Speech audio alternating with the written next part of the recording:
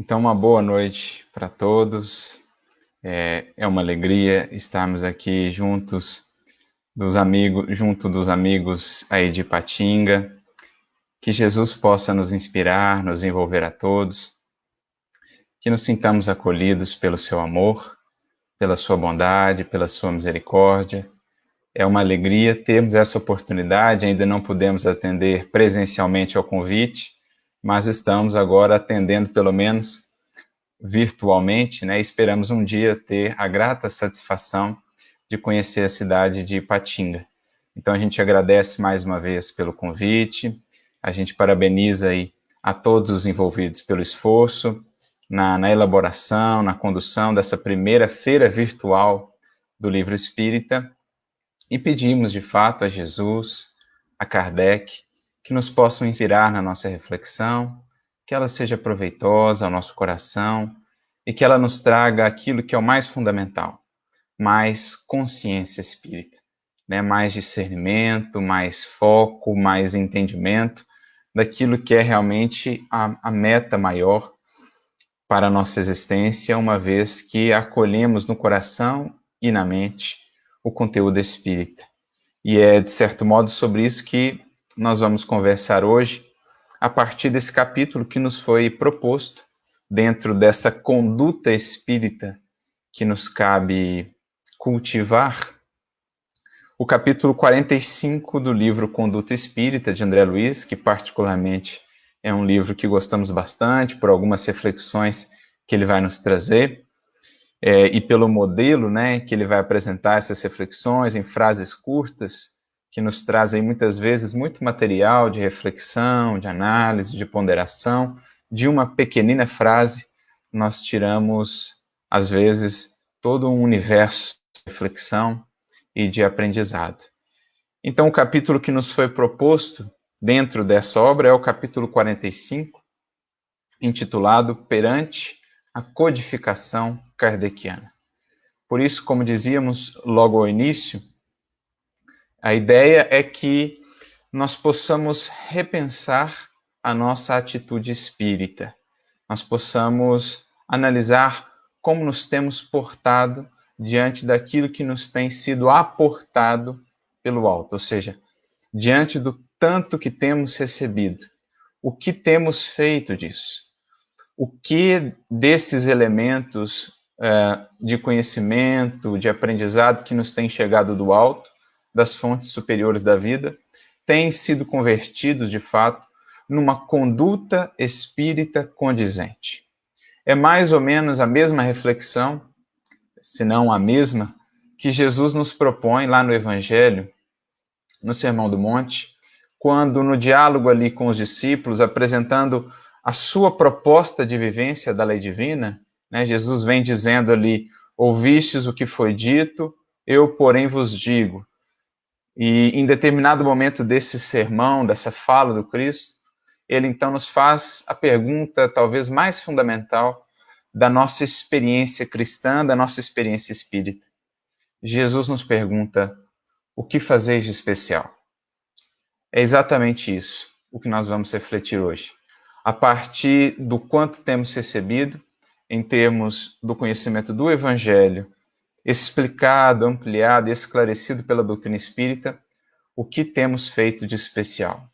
O que disso tudo tem sido transformado em conduta, ou seja, o que tem sido de fato incorporado a um novo modo de proceder, atendendo àquele que é também a proposição do apóstolo Paulo, quando nos diz que aquele que está em Cristo, uma nova criatura é, ou tudo deve fazer para uma nova criatura ser.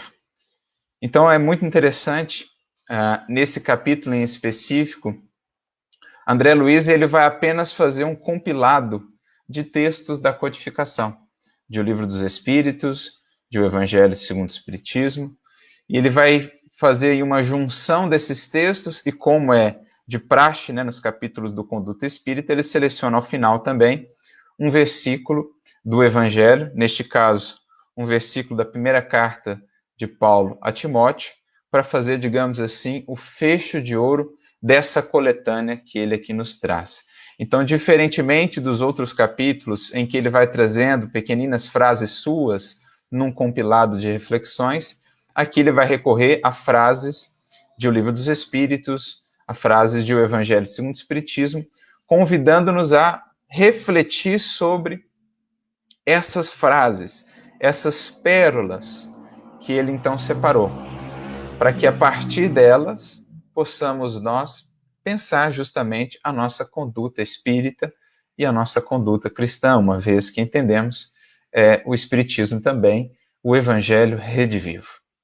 E ele começa dizendo assim: recordemos constantemente os ensinos insubstituíveis e sempre momentosos, ou seja, sempre graves, sempre importantes, sempre propícios, que iluminam as páginas da codificação kardeciana, da qual extratamos, ou seja, retiramos, extraímos alguns breves tópicos. Então, essa é a pequena introdução que André Luiz vai fazer antes do compilado de trechos que ele traz. E é interessante pensarmos já nessa introdução em alguns convites que estão aqui implícitos, né? Não simplesmente para a leitura, a atenção, a meditação acerca desses textos, mas mais do que isso, olha o que ele nos convida a fazer. Recordemos constantemente os ensinos insubstituíveis e sempre momentosos que iluminam as páginas da codificação kardeciana. Então eu me recordo aqui de uma frase do Cristo que talvez exemplifique melhor esse convite de André Luiz. Jesus nos dirá: nem só de pão viverá o homem, mas de toda palavra que sai da boca de Deus. Naturalmente que o toda palavra que sai da boca de Deus é uma metáfora. Não vamos pensar que Deus tem uma boca e que Deus fala como nós falamos. Jesus está ali utilizando-se de uma metáfora para expressar o conhecimento dos desígnios divinos, das leis divinas, como algo essencial para a criatura, especialmente para a criatura que começa a despertar em sentido espiritual. Quando a criatura começa a sair da vida puramente física, puramente fisiológica, apenas voltada para os interesses materiais, para os interesses do corpo, para os interesses transitórios, quando a criatura começa a sair desse processo de sono da alma e começa então a tomar consciência de si mesma, do que ela é, espírito imortal, em jornada pela breve experiência física, quanto mais ela vai aprofundando esse processo de despertar, mais ela vai reconhecendo outras necessidades que são tão ou mais até fundamentais do que as necessidades do corpo. Naturalmente que, estando encarnados na matéria, existem determinadas necessidades que são de praxe, né, que são deveres nossos atender, o cuidado, o zelo com o corpo, necessidades essas que muitas vezes exageramos, criando aí supérfluos, criando aí necessidades ilusórias, fictícias, que não são efetivamente necessidades. Mas, enfim, existem necessidades básicas que dizem respeito ao corpo. Mas, para além dessas, existem aquelas que dizem respeito ao espírito que somos, que são efetivamente as mais fundamentais da vida. E quanto mais desperto está o espírito, mais ele percebe que não pode, de fato, viver no sentido abrangente da palavra vida, não simplesmente existir, né? E por isso Jesus vai até dizer ao doutor da lei que pergunta sobre o que fazer, né, para herdar a vida eterna, e ele então, Jesus responde a pergunta, o que está escrito na lei, e ele responde os mandamentos, e então Jesus tem uma frase muito interessante. Jesus diz para ele: faze isso e viverás. Então ali é como se Jesus estivesse dizendo assim: olha, viver é muito mais do que simples existir, do que a simples existência. Porque, teoricamente, aquele indivíduo estava vivo. E Jesus, no entanto, diz para ele: faze isso e viverás.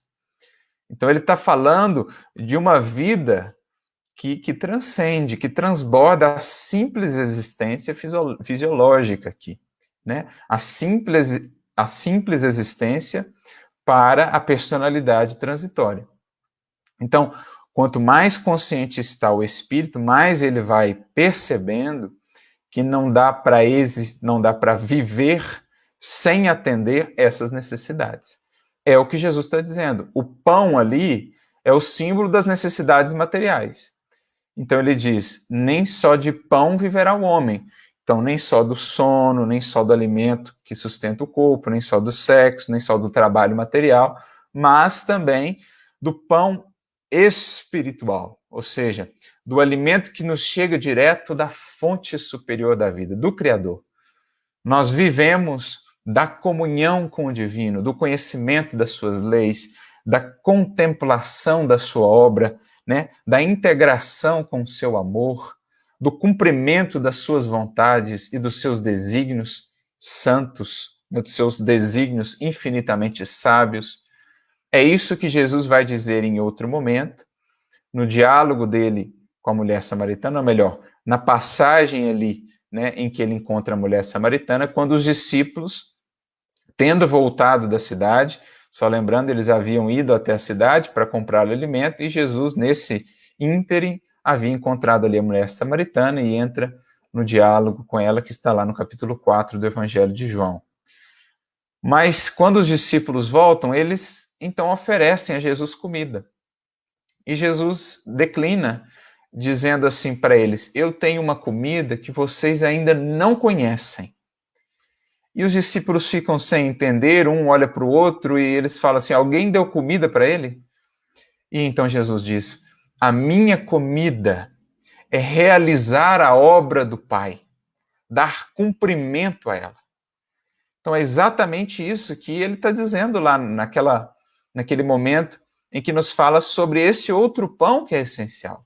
Quanto mais alto já alcançou, né? Quanto mais alto o patamar que o espírito já alcançou na escala espírita, na escala evolutiva, mais ele percebe a fundamentalidade, a essencialidade dessa alimentação, que consiste em conhecer as leis divinas, nos nutrirmos dos desígnios, das belezas, das grandezas eternas de nosso Pai Criador, de comungarmos com o seu amor, que é, por excelência, o alimento fundamental para todo ser, para todo espírito. Nós nos lembramos lá do capítulo 18 do livro Nosso Lar, em que o título é justamente esse: Amor, Alimento das Almas. Então a gente foi lá no Evangelho relembrando essa orientação de Jesus, porque em essência é o convite implícito aqui de André Luiz. Olha, recordemos constantemente os ensinos insubstituíveis e sempre momentosos. Então, ele está aqui se referindo propriamente à codificação kardeciana, que é para nós, vamos entendendo, né, na doutrina espírita, essa terceira etapa de um processo de revelação que começa lá em Moisés, passando pelo Cristo, chegando então na tarefa do codificador de Allan Kardec. Mas, de um modo geral, podemos ampliar isso, não só para a codificação kardeciana, mas para o próprio Evangelho e até mesmo para a primeira revelação. O que André Luiz, no fundo, está aqui nos convidando é a perceber a importância de constantemente estarmos nutrindo a nossa alma desse conteúdo. Tanto o que está na codificação kardeciana, como aquilo que está no Evangelho do Cristo, até mesmo aquilo que está na primeira revelação, aquilo que veio depois da codificação kardeciana, nas obras subsidiárias de Emmanuel, André Luiz, que estamos aqui, por exemplo, estudando, e tantos outros espíritos e médiuns que deixaram aí o seu legado de trabalho sério, comprometido e desinteressado. André Luiz está nos convidando a recorrermos a isso constantemente, entendendo que essa é uma busca insubstituível, ou seja, não há nada em nossa caminhada espiritual que substitua essa busca por nos nutrirmos das leis divinas, do conhecimento das leis que regem o universo, o contato com a nossa consciência, com o nosso santuário interior, o contato, a vivência do bem, do amor. Não há nada que substitua isso. A criatura que não está nessa busca, ou não tem nenhuma busca desse tipo, né, que vise alimentar ou nutrir o seu espírito, ela vive sedenta, ela vive faminta, que é, mais uma vez, outra lição de Jesus no diálogo com a mulher samaritana. Quando ele fala assim, quem beber dessa água terá sede novamente, mas quem beber da água que eu lhe der, nunca mais terá sede. Claro que nós podemos entender essa fala do Cristo de diversas maneiras, complementares entre si, mas uma delas é essa. Jesus está ali falando que, enquanto a criatura não encontra, né, a fonte que possa, de fato, saciar o seu espírito, numa busca espiritual mais profunda, o amor, a busca da verdade, a busca do bem, a busca do conhecimento das leis divinas, seja por quais caminhos for que o conduzam a isso, porque todos os caminhos vão desaguar nesses mesmos valores universais do Evangelho do Cristo, se a criatura não tem uma busca como essa, se ela vive única e exclusivamente para alimentar, para ornamentar a personalidade transitória, ela vive sedenta. Ela pode ter toda a fortuna do mundo, todo o prazer do mundo, ela bebe dessa água, mas ela sempre tem sede novamente. Ela continua insaciável, e muitas vezes, quanto mais ela bebe dessa água, mais sede ela tem. Ou seja, os poços do mundo não nos podem satisfazer plenamente. Seja o poço do prazer, seja o poço do poder, seja o poço da fama, do prestígio, da fortuna, seja qual poço for. Se não buscarmos a fonte da água viva, da água que jorra, que vem, né, da fonte maior da vida, que é Deus, se não buscarmos algum tipo de espiritualidade, de interação com o divino e com a nossa essência, estaremos sempre sedentos, caminhando pelo deserto da vida. Então é isso que ele está falando, é insubstituível e sempre momentoso, ou seja, sempre oportuno, sempre importante, porque é a partir disso que nós recebemos do alto, que ganhamos novos horizontes, né, para a nossa visão espiritual, que abrimos novas perspectivas para a nossa alma, para o nosso entendimento, que nos enriquecemos de fortaleza, de força moral, para tomarmos as devidas resoluções, para termos a coragem de encarar as nossas imperfeições e vencê-las. Por isso é momentoso. É, em síntese, o que André Luiz nos diz nessa introdução, uma necessidade fundamental da alma, buscar constantemente nutrir-nos em sentido espiritual. E não dizemos aqui apenas no espiritismo, né? Alguns poderão estar nos ouvindo que não são espíritas, alguma busca espiritual nos referimos. Mesmo aqueles que não tenham um rótulo em si, que não se considerem, entre aspas, religiosos, mas que tenham alguma busca, alguma coisa que possa alimentar-lhes o espírito, enriquecendo aí os cabedais de cultura, mas também de sentimento, de sensibilidade. Então é isso que André Luiz começa nos dizendo. E daí essa proposta diferente desse capítulo em relação aos demais, porque ele vai mostrar então a importância desses ensinamentos, dessas pérolas que estão ali fartamente distribuídas na obra de Kardec, no Evangelho do Cristo, e que nos cabe aprender a encontrar e a dimensionar o seu verdadeiro valor, né? Aprender muitas vezes, por exemplo, no caso do Evangelho, a superar o cascalho da letra que envolve as pedras preciosas das lições de Jesus, para, despojando ali essas pedras do cascalho, encontrar o tesouro real para o espírito. Aprendemos a buscar o entendimento, né, da obra kardeciana, buscando penetrar aí na mente de Kardec, no entendimento, na lucidez de Kardec, a fim de consigamos fazer as devidas conexões na sua obra, enriquecendo assim o nosso entendimento. Então essa é a proposta em que ele vai aqui nos apresentar, juntando essas pérolas. E é interessante isso, porque ele recorre aqui, talvez aí, né, fazendo uma elucubração, inspirado nos seus estudos com Emmanuel acerca do Evangelho no mundo espiritual, ele recorre aqui a uma estratégia de interpretação que é muito comum, muito antiga mesmo, em termos de interpretação bíblica das Escrituras, algo que já existia lá na tradição rabínica da primeira revelação, que foi depois também trazida ali para o contexto do Evangelho, do entendimento das Escrituras, do Novo Testamento também, e que André Luiz, de certo modo, vai aplicar aqui para nós algo que Emmanuel faz muito nos seus textos de análise do Novo Testamento, de reflexão. É um método de interpretação chamado harizá, que traduzido, né, do hebraico, do aramaico, significa, na verdade, um colar de pérolas. Então, o que os sábios faziam nos seus estudos por entender as escrituras, né, naquele tempo, aquilo que foi sendo incorporado também depois ao movimento espírita, por exemplo, através do trabalho do querido e saudoso Honório Onofre de Abreu, com a sua proposta aí que ficou carinhosamente conhecida como Miudinho. O que é essa proposta do colar de pérolas? Eu vou fazendo as devidas conexões entre passagens distintas das Escrituras, do Evangelho, e no caso aqui, André Luiz vai fazer, da codificação kardeciana.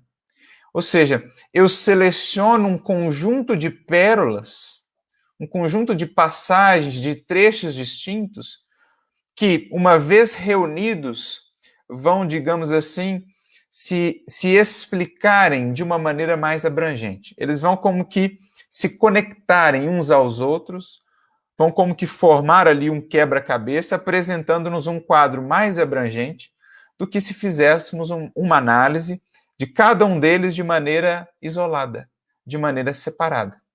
Então é como se fossem, de fato, peças de um quebra-cabeça. Quando eu junto, eu passo a ter uma visão de conjunto daquelas passagens todas, que me transporta para um entendimento que só seria possível quando reunimos todas aquelas passagens.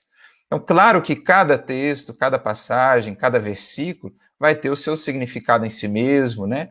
Aliás, múltiplos significados, como um diamante mesmo de múltiplos.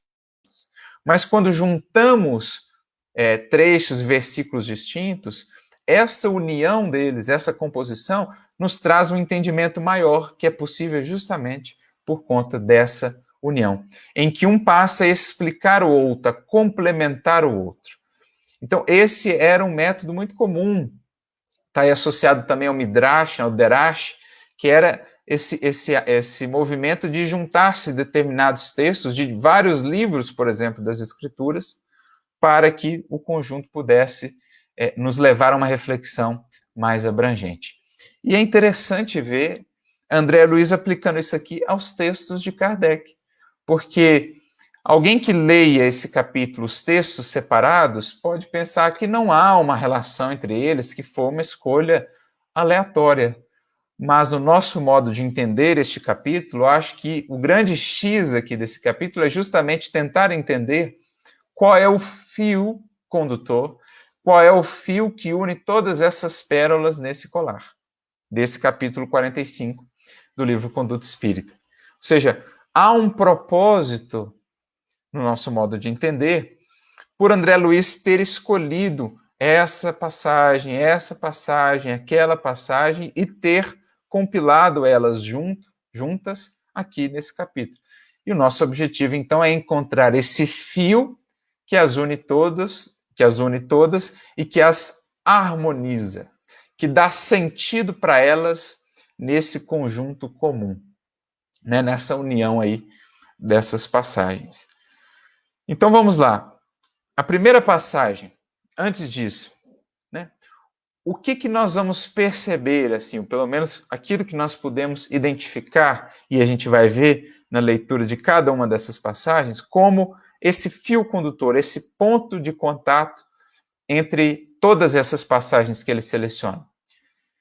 Resumidamente, a ideia seria a nossa relação com a lei divina e com a revelação ou as revelações que nos explicam essa lei, que nos apresentam gradualmente essa lei. Como nós dizíamos, nós, no movimento espírita, na doutrina espírita, entendemos que o espiritismo faz parte de um processo que começou lá atrás, né? 1.300 anos antes de Jesus, ou seja, mais de 3.000 anos atrás, na verdade, poderíamos pensar até um pouco mais atrás, né, com Abraão ali inaugurando um ramo das diversas revelações que a Terra já recebeu, mas pensando em Moisés como esse marco inicial, o primeiro grande revelador, nós temos depois o Cristo e, por fim, o Espiritismo, nessas três revelações que fazem parte, na verdade, de uma revelação gradativa da lei divina.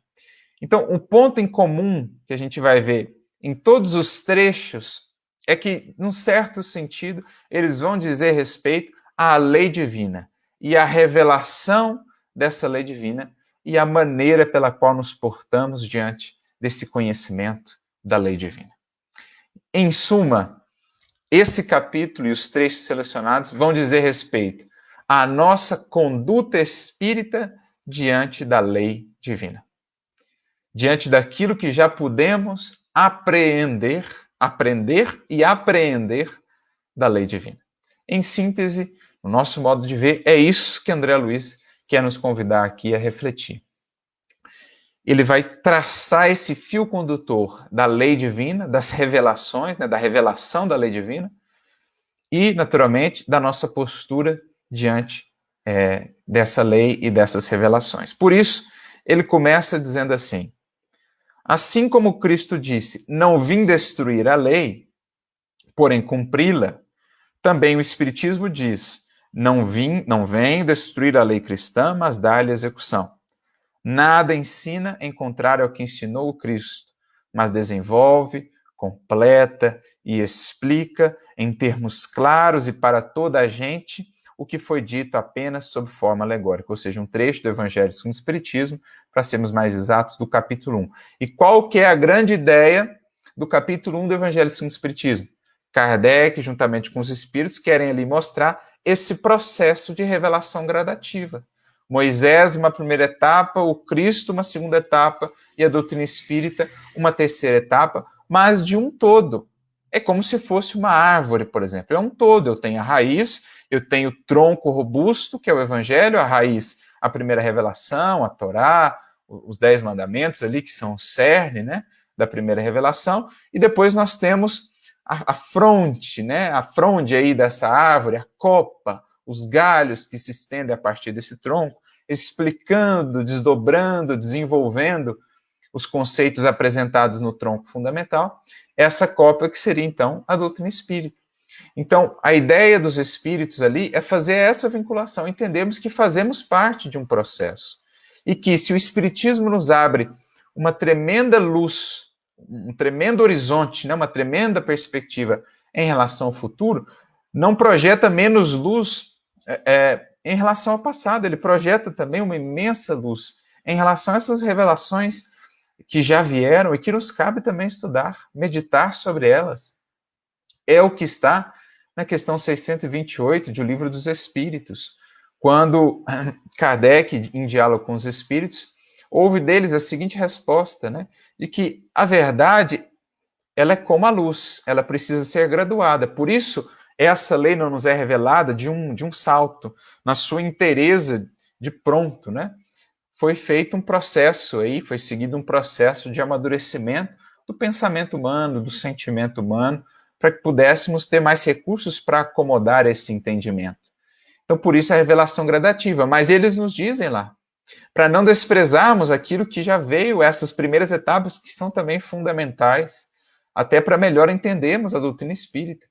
Então, logo na introdução do Evangelho segundo o Espiritismo, Kardec também dirá que se o Espiritismo abre vastos horizontes quanto ao porvir, né, no que diz respeito a tudo que nos cabe ainda desbravar da obra divina, do universo e das suas leis, não deixa de projetar também uma luz grandiosa no passado, sobre o passado, sobre o esforço desses primeiros tarefeiros, sobre a primeira revelação, né? Estudar, entender melhor aquela raiz ali das revelações, que nos auxilia, inclusive, a melhor entender o Cristo, as lições de Jesus. Quantas vezes no Evangelho Jesus não vai fazer referência à primeira revelação, nos convidando a voltar lá e entender, amadurecer o entendimento sobre o que lá estava, ainda mais agora, enriquecidos pelo conhecimento espírita. Então, olhar também para o Evangelho do Cristo, para as lições imperecíveis, né?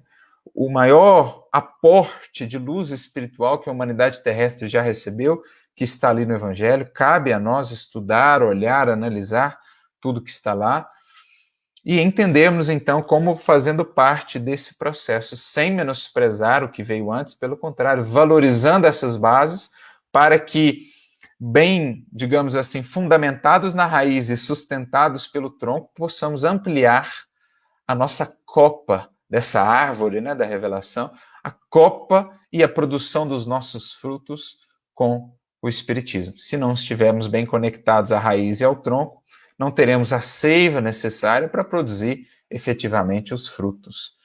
Então, esse primeiro trechinho é André Luiz nos convidando a entender essa revelação gradativa e a valorizar o estudo de cada uma dessas etapas, de cada um desses momentos da revelação divina. Depois ele segue: Espíritas, amai-vos, este o primeiro ensinamento. Instruí-vos, este o segundo. No cristianismo se encontram todas as verdades, são de origem humana os erros que nele se enraizaram. Mais uma vez, uma citação do Evangelho segundo o Espiritismo, desta vez no capítulo 6 de O Evangelho segundo o Espiritismo. É uma fala do Espírito de verdade, em que é apresentado aqui para nós o programa, digamos assim, os pilares da doutrina espírita enquanto terceira etapa dessa revelação. Na verdade, programa esse que já estava nas outras. Se formos buscar ali, por exemplo, no Evangelho, esse amai-vos e instruí-vos já está lá, de maneira um pouco diferente na forma, mas em essência a mesma coisa. Quando Jesus, por exemplo, nos diz, naquela fala sua muito reconhecida, né, muito conhecida, em Mateus 11, quando Jesus diz: vinde a mim, todos vós que estáis cansados e sobrecarregados, e vos darei descanso.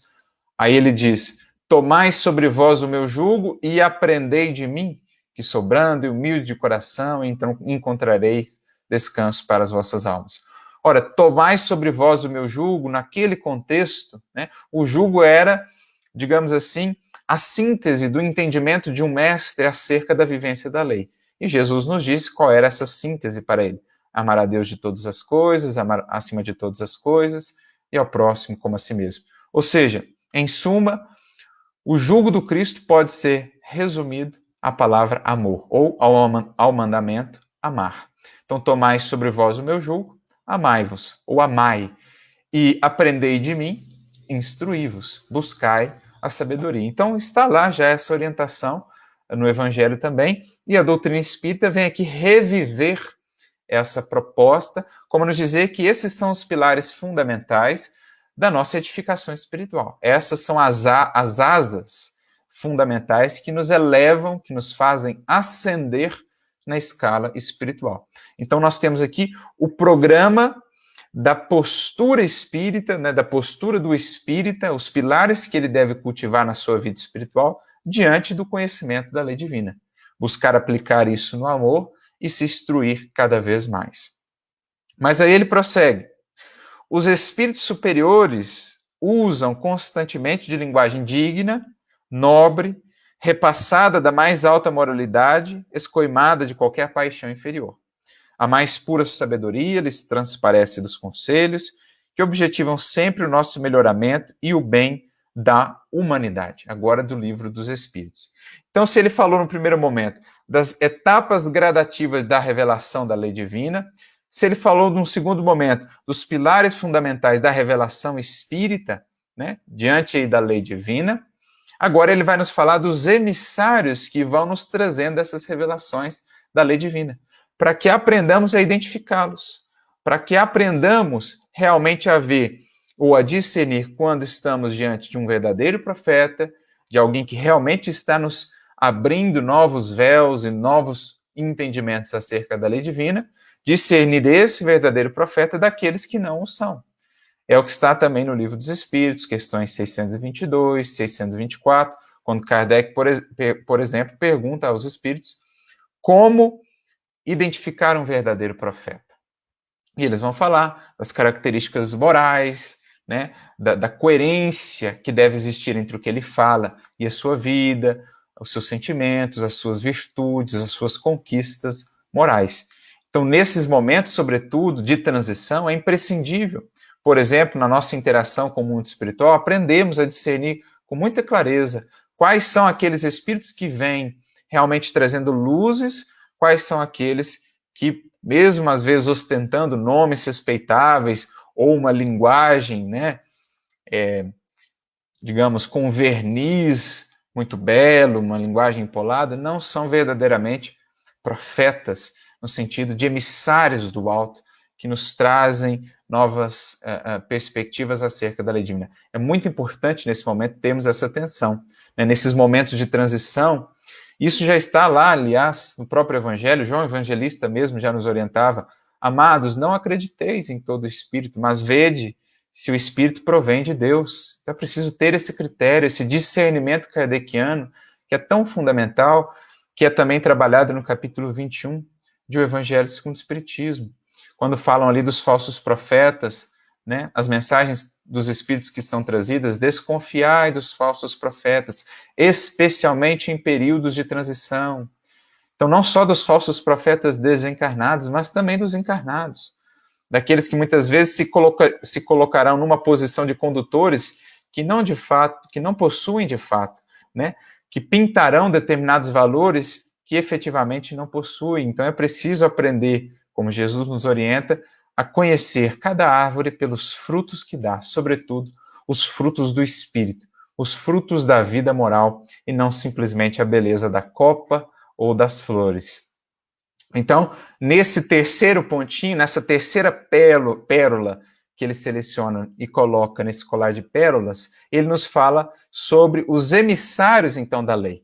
Para como conhecermos, como identificarmos, ele vai falar: os espíritos superiores têm sempre uma linguagem pura, digna, nobre, não descem as picuinhas, as mesquinharias humanas, não criticam de maneira ferina, não são maledicentes. Então, cuidado, critérios, são modestos, embora sábios também.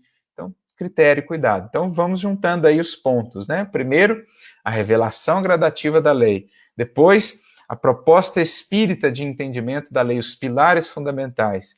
Depois, os emissários da lei, como identificá-los.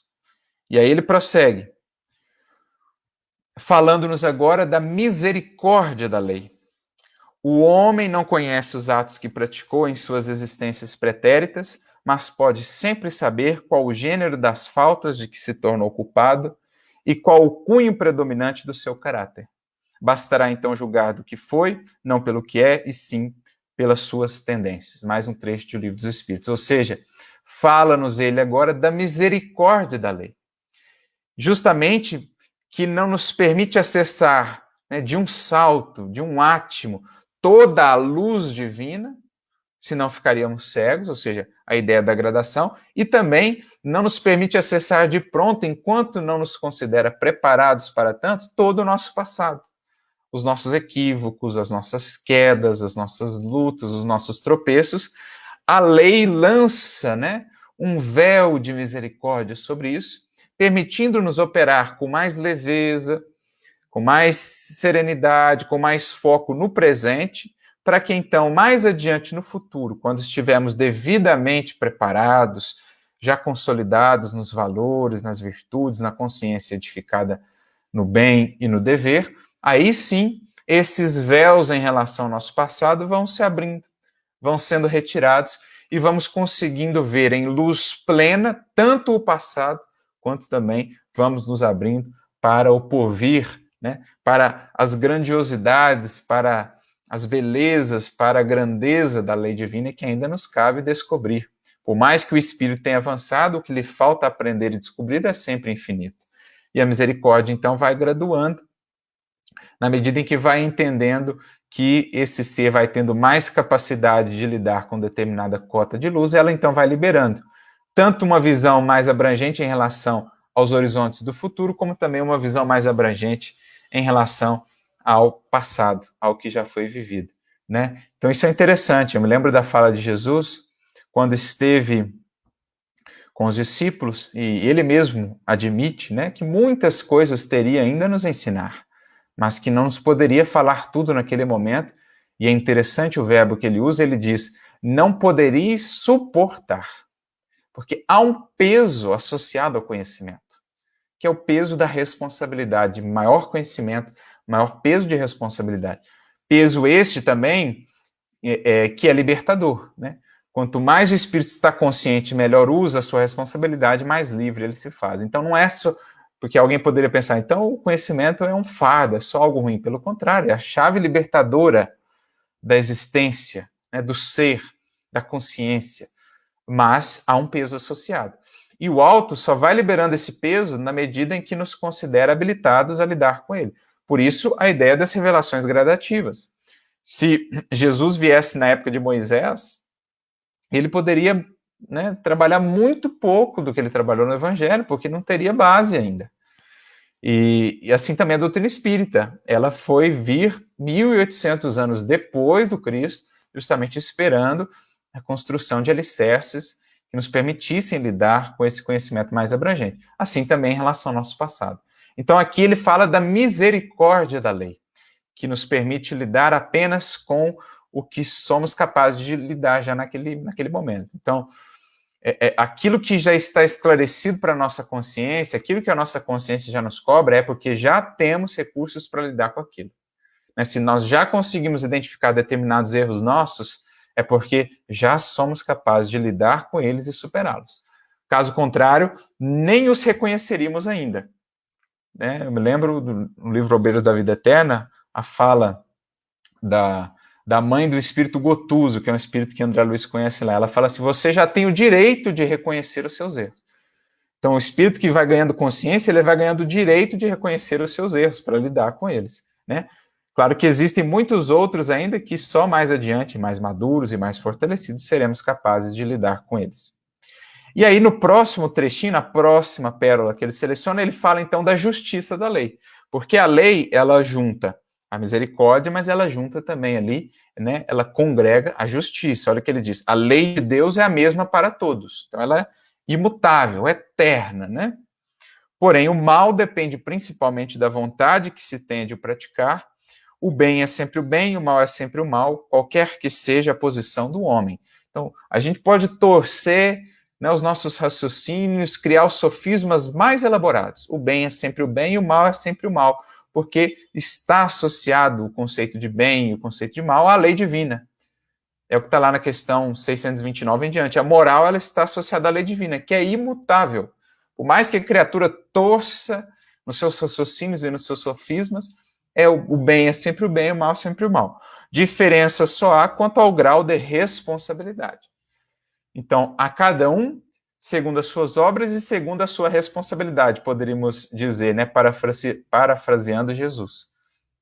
Ou seja, o indivíduo que já tem anos e anos e anos de evangelho, de conhecimento da mensagem de Jesus, ele tem uma responsabilidade muito maior pelos seus atos do que aquele espírito que está começando a entrar agora na razão mais propriamente, né? Que ainda está começando a despertar aí a sua consciência, né? Como considerar, e Kardec mesmo vai tratar isso, né, em relação aos espíritos lá, o indivíduo, por exemplo, que comete antropofagia, né, mas que está ali no desabrochar da razão, da reflexão, não teve acesso muitas vezes aos conhecimentos mais profundos da lei divina, das leis espirituais, das leis morais, ao passo que você vai, por outro lado, ter lá um indivíduo que já teve todo um acesso a uma cultura, todo um cabedal, né, muitas encarnações já de conhecimento do evangelho, das leis morais. Então, esse indivíduo, se ele comete um ato mínimo, às vezes, de prejudicar o seu próximo, esse ato será mais grave do que aquele que comete antropofagia, por exemplo, mas que está ainda ali, né, com a razão meio enevoada, está ainda no processo de despertamento. Então, a lei divina que está na consciência de cada um sabe o quanto cada um tinha já de elementos, de possibilidade de discernir.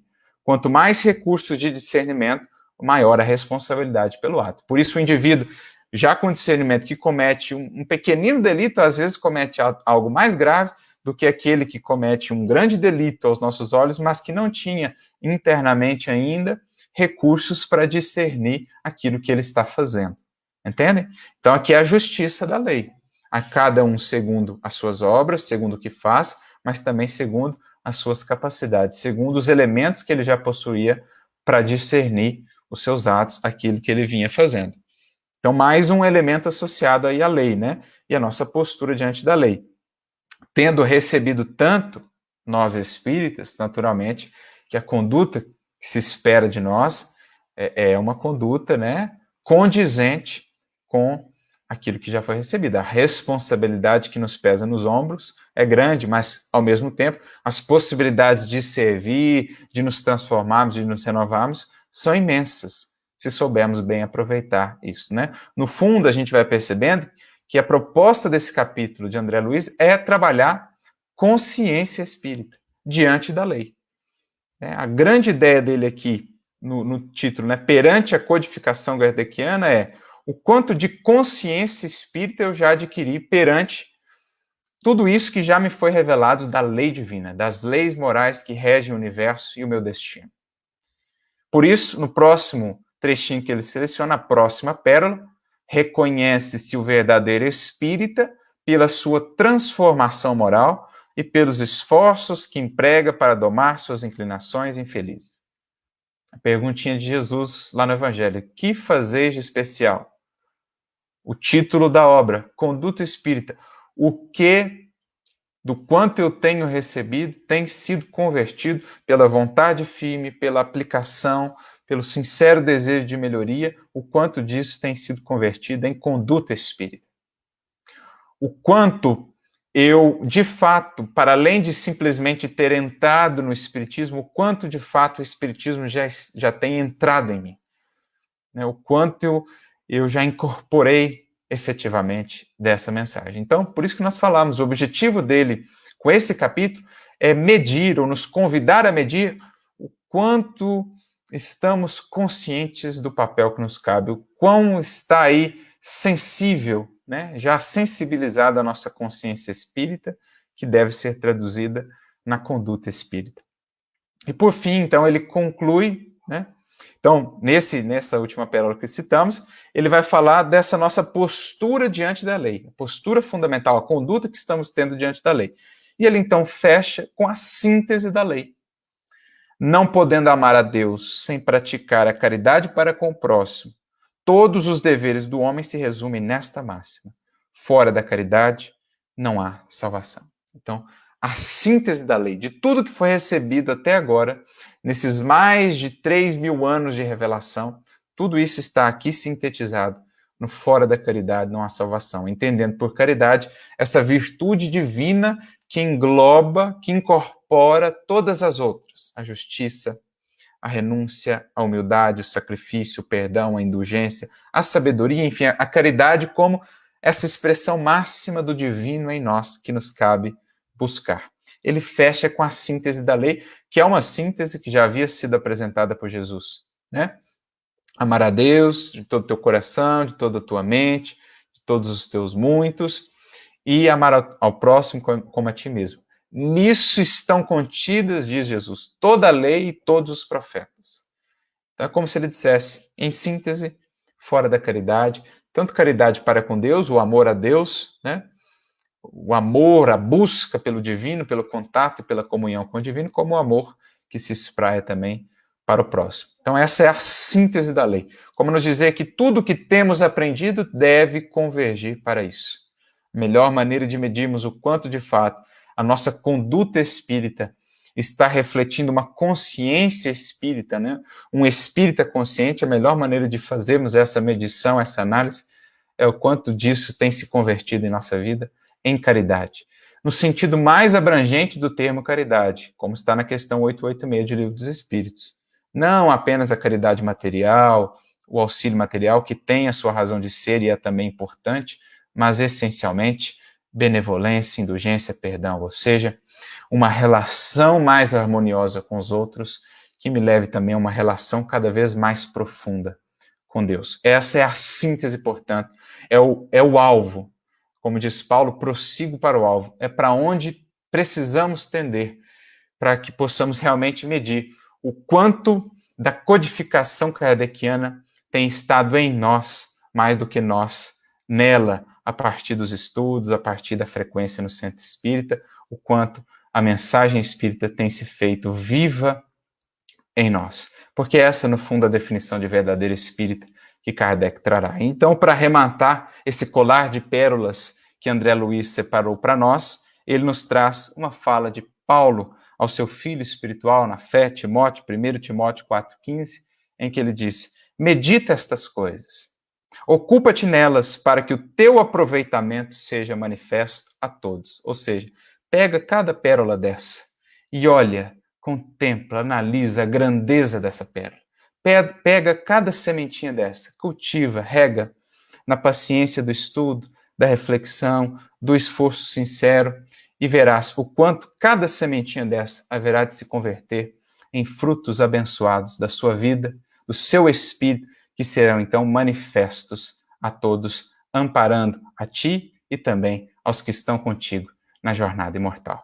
Essa é a proposta, que saibamos cada um de nós, juntando essas pérolas e acolhendo essas sementinhas, torná-las de fato agora o tesouro do nosso espírito, a refletir luz para o caminho, para os outros, e também os frutos abençoados do nosso ser, fazendo-se aí sustentação, fazendo-se aí beleza, cor, perfume, também para os outros corações. Era essa a nossa reflexão, que Jesus e que Kardec possam nos inspirar sempre, que a nossa consciência espírita se faça, de fato, uma conduta espírita vida fora com Jesus.